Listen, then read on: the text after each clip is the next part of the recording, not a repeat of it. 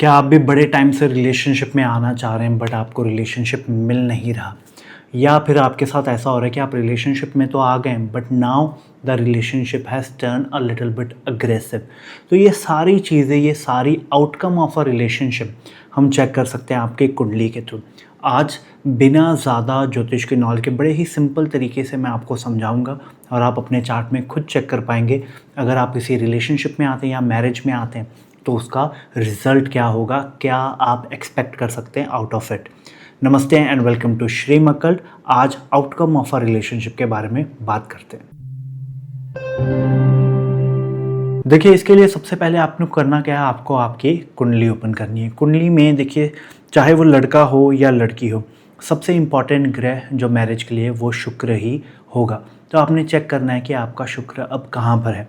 अब चांसेस है कि शुक्र आपका अकेला बैठा हो या हो सकता है कि वो किसी ना किसी और ग्रह के साथ बैठा हो सकता है।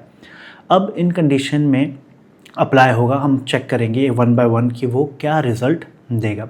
अगर शुक्र अकेला भी आपका बैठा है तो किसी न किसी राशि में बैठा होगा। अगर यहाँ लिखा हुआ है और हो सकता है कि यहाँ पर 10 नंबर लिखा हो, आउट ऑफ 12 राशि कोई ना कोई एक राशि का नंबर वहाँ पर लिखा होगा। तो उस प्लैनेट का भी आप थोड़ा सा फ्लेवर इसके अंदर आने ही वाला है। तो आप चेक करेंगे, अगर आपको राशि का नंबर तो मिल गया, अगर आपका शुक्र अकेला बैठा आपको राशि का नंबर मिल गया बट आपको ये नहीं पता कि वो किस ग्रह का है, तो मैं एक बार रिपीट कर देता हूँ फटाफट।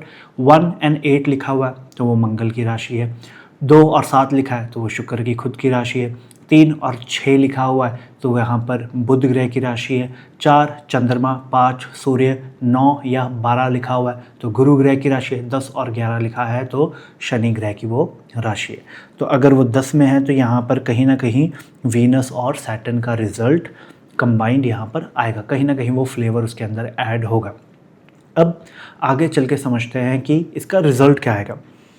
जिन जिन के भी वीनस के साथ शनि है, किसी भी तरीके से उसका कोई भी कनेक्शन बन रहा है, इवन उसकी जो ट्राइन्स है, ट्राइन्स मतलब वीनस से जो 5वां घर बन रहा है और वीनस से जो 9वां घर बन रहा है, इसको काउंट करेंगे 1 2 3 4 5 और सेम इसी वजह से आप काउंट करो तो ये 9 बन।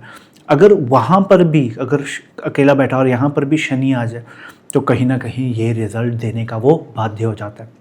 अब क्या रिजल्ट आएगा जब भी शुक्र ग्रह का शनि के साथ कोई भी रिलेशनशिप बने, तो क्या रिजल्ट आने वाला है। देखिए, रिजल्ट यहाँ पर ये आता है कि सबसे पहले तो डिले।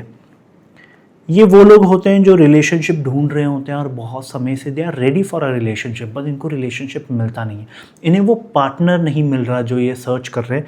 ये सेकंड, अगर इसकी कंडीशन थोड़ी बेटर हो और इन्हें पार्टनर मिल जाता है तो रिजल्ट क्या आता है, अ लॉट ऑफ बाउंड्रीज। ठीक है, ये एक ऐसा रिलेशनशिप होगा जो एक दायरे के अंदर सीमित होगा। ठीक है, आपका और उनका काम करने का, सोचने का तरीका डिफरेंट होगा। तो आप दोनों एक ही काम कर रहे होंगे बट वो अलग तरीके से करेंगे, आप अलग तरीके से करेंगे। तो कहीं ना कहीं एक बाउंड्री सेट होगी कि आप ये दायरा पार नहीं कर सकते। तो ये कहीं ना कहीं शनि जब शुक्र के साथ किसी भी तरीके का रिलेशनशिप बनाता है, कॉम्बिनेशन बनाता है, तो ये एक्सपीरियंस करने मिलता है। ऐसे लोगों को सलाह ये दी जाती है, do not hurry up for a relationship. आप हड़बड़ी में किसी भी रिलेशनशिप के अंदर मत आ जाए। ऐसे लोग के साथ रिलेशनशिप में आए जिसको आप जानते हैं, जिसके बारे में आपको थोड़ा आइडिया, पहले आइडिया ले ले उस पर्सन का और फिर उसके साथ रिलेशनशिप में आए। आगे बढ़ते हैं। अगर मर्क्यूरी बुध ग्रह के साथ शुक्र ग्रह का कोई भी कॉम्बिनेशन बनता है तो एक वर्ड यहाँ पर मैं लिख दूंगा, अनसेटिस्फैक्ट्री रिलेशनशिप। ऐसा रिलेशनशिप जिसमें सेटिस्फैक्शन नहीं है, क्योंकि बुध ग्रह का नेचर ही ऐसा है, बुध ग्रह को इजीली सेटिस्फाइड नहीं होता। तो ये रिलेशनशिप में आप कितना भी कर लें, कुछ भी कर लें, आपका पार्टनर संतुष्ट नहीं होगा। आप खुद एट द एंड, स्टार्टिंग में तो देखिए सब में प्यार होता है, बहुत सारी चीज़ें होती, बट विथ टाइम जब बहुत सारी चीज़ें और फैक्टर इन होने लगती है, आप ओवरऑल अगर थीम लगाएंगे अपने प्यार की, अपने रिलेशनशिप की, मैरिज की, तो एंड रिज़ल्ट आपका भी वर्ड यही होगा, इट इज़ अनसेटिस्फैक्ट्री। तो ये यहाँ पर आप एक्सपेक्ट करके चलिए। कहीं ना कहीं सेक्सुअल इश्यूज़ भी यहाँ पर काफ़ी आ जाते हैं, ठीक है, but that is for another video, कभी हम इसके ऊपर बाद में डिस्कस करेंगे। आगे बढ़ते हैं। जब शुक्र ग्रह की युति किसी भी तरीके से चंद्रमा के साथ बढ़ जाती है तो ये क्लासिक एग्जाम्पल है वन साइडेड लव। ये वो प्यार है जो एक तरफा है। रिलेशनशिप इनका 5-6 महीने 1-2 महीने चलता है और ये उसके लिए दुखी होते हैं 1-2 साल 4-5 साल तक। तो ये उस टाइप का रिलेशनशिप है जो चले थोड़ा टाइम, बट ये वन साइडेड लव होगा। ये बहुत ज़्यादा उसको प्यार करेंगे, उसके ख्यालों में खोए रहेंगे, वो इनके दिमाग से नहीं निकलेगा इनका पार्टनर। तो ये कहीं ना कहीं ये कॉम्बिनेशन आपके चार्ट में ग्रहों की ये युति बन ही रही होगी। अनदर थिंग, ऐसे लोगों के ऊपर ब्लेम बहुत ज़्यादा लगते हैं, तो थोड़ा केयरफुल होकर रिलेशनशिप में आएगी। इन्होंने हो सकता है कि वो काम किया भी ना हो, पर इनके ऊपर वो ब्लेम लग जाएगा कि आपने ये कर दिया, ये छेड़खानी कर दी, ऐसा बोल दिया, वैसा बोल दिया, ये काम कर दिया। तो ब्लेम लगना इस रिलेशनशिप में it's going to be a very easy thing. Secondly, यहाँ पर वन साइडेड लव होने के चांसेस बहुत ज़्यादा हो जाते हैं, तो यहाँ पर भी केयरफुल होकर चलने की ज़रूरत है। आगे चल के बात करते हैं one of the difficult position, जब मंगल ग्रह का कोई भी संबंध बन रहा हो शुक्र के साथ। जैसे मैंने पहले बताया, अगर ये 5वें और 9वें में कोई भी ये कॉम्बिनेशन भी आ रहा हो, मतलब शुक्र यहाँ 7वें बैठा हो और 5वें में मंगल बैठा हो, तो कहीं ना कहीं सिमिलर रिजल्ट लेके आएगा। तो शुक्र के साथ जब मंगल का कोई भी रिलेशनशिप बनता है, देखिए ये एक क्लियर कट अगर बेस लेवल पे मैं बोलूँ तो ये डोमेस्टिक वायलेंस का योग बनाता है। तो यहाँ पर थोड़ा सावधान होकर चलिए। अनड्यू अग्रेशन हम जिसे कह देंगे, ठीक है, अनड्यू अग्रेशन, ठीक है, अननेसेसरी अग्रेशन होगा, कोई बिना मतलब के, या तो ज़रूरत से ज़्यादा पैशन शो कर रहा है आपका पार्टनर, या फिर आप अननेसेसरी अग्रेशन है। Even unnecessary aggression in the bedroom, ये भी यहाँ पर कहीं ना कहीं कहा जा सकता है। तो this can even, I can say कि this can even lead to a tragedy. कहीं ना कहीं मैरिज के रिलेटेड, पार्टनर के रिलेटेड कोई ट्रेजेडी हो जाने का भी ये योग बनता है। आगे चल के बात करते हैं सूर्य की। जब सूर्य यहाँ पर आ जाता है, किसी भी तरीके का वो शुक्र के साथ कंजक्शन बनाता है, एस्पेक्ट बनाता है, कोई ना कोई संबंध में बनता है शुक्र का सूर्य का, तो क्या होता है? देखिए, सबसे पहले इम्पोर्टेंसी होने के चांसेस हो जाते हैं। चाइल्ड बर्थ में तो डेफिनेटली प्रॉब्लम होता ही होता है, ये दिखता ही दिखता है। ओवरऑल कंडीशन तो चेक करनी पड़ती है, बट ये होने के बहुत ज़्यादा संभावना बढ़ जाती है। आगे चल के बात करें, ये एक ऐसा प्यार होगा जिसमें प्यार ही नहीं होगा। This is that kind of relationship में लव मिसिंग होगा। It is more of a duty, कि ये ड्यूटी निभानी पड़ रही है हमको, या कोई ऐसा एडजस्टमेंट करना पड़ रहा है, किसी तरीके का कॉम्प्रोमाइज़ होगा। तो ये उस टाइप का रिलेशनशिप यहाँ पर आपको दिखेगा। सो बेसिकली मैं यहाँ पर कॉम्प्रोमाइज्ड लिख देता हूँ कि कॉम्प्रोमाइज़ यहाँ पर किया जाता है। Love is missing, basically it feels like a duty.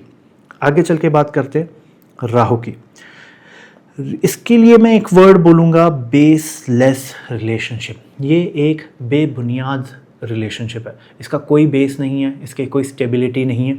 जैसे ही पहली प्रॉब्लम आई, ये वहाँ से कट लेंगे, ये निकल जाएंगे, they will leave that relationship. तो इस चीज़ का आप ख्याल रखें कि अगर राहु के साथ कनेक्शन बन रहा है, जैसे ही मुसीबत बढ़ गई, जैसे ही तकलीफ़ बढ़ गई, और जैसे ही इनकी कंडीशंस राइट हुई, इनको कोई ऐसी कंडीशन दिख रही है, तो ये दे विल लीव, ही और शी विल लीव। ये बहुत बार देखा गया है, ये बहुत बार होता है।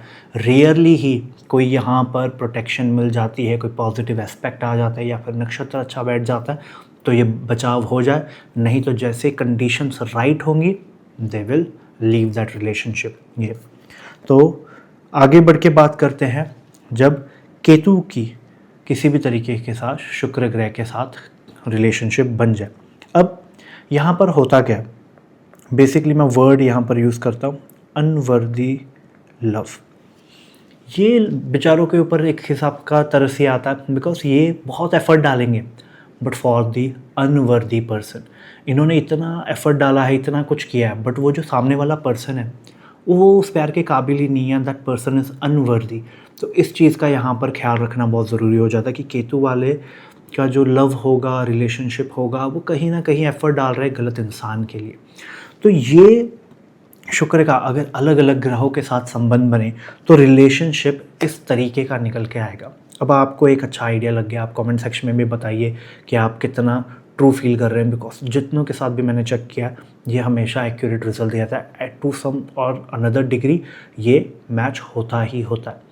अब एक और बात इससे समझने वाली बड़ी ज़रूरी हो जाती है, शुक्र ग्रह के साथ अगर आप देखो तो प्रॉब्लम आना बहुत ईजी है। अगर वो चंद्रमा के साथ आ रहा है तो प्रॉब्लम आ रही है, मंगल के साथ आ रहा है तो प्रॉब्लम आ रही है, केतु के साथ आ रहा है तो प्रॉब्लम आ रही है, राहु के साथ आ रहा है तो प्रॉब्लम आ रही है। तो प्रॉब्लम आना रिलेशनशिप में is very very very easy.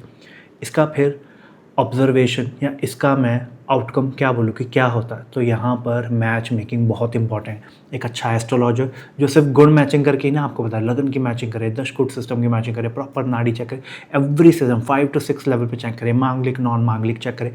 बहुत सारे सिस्टम होते हैं, बहुत सारी एक चेकलिस्ट फॉलो करनी पड़ती है बेसिकली चेक करने के लिए कि कैसा रिलेशनशिप होगा, कैसा वो टर्न आउट करेगा।